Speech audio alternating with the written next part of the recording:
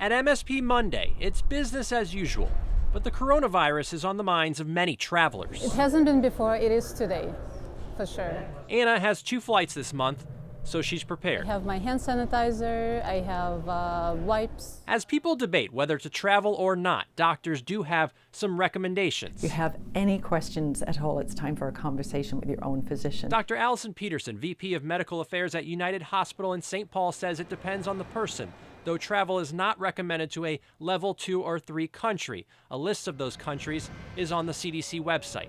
If you are definitely flying, you should know airlines are taking extra precautions. They actually have very good procedures. There's fresh air brought in, there's appropriate filtration. As far as what you can do, Dr. Peterson says pay extra attention to health and hygiene rules. As far as are we safe traveling day to day, as long as we are using our great hand hygiene practices, social distancing, you think of 2 yards. It's basically your arm's length plus my arm's length in terms of how we should be distancing ourselves from potentially strangers. Doctors say packing hand sanitizer and wipes for hard surfaces is recommended as well. Hoping for the best. As Anna prepares to fly, that is something she'll keep in mind. Washing my hands, yeah.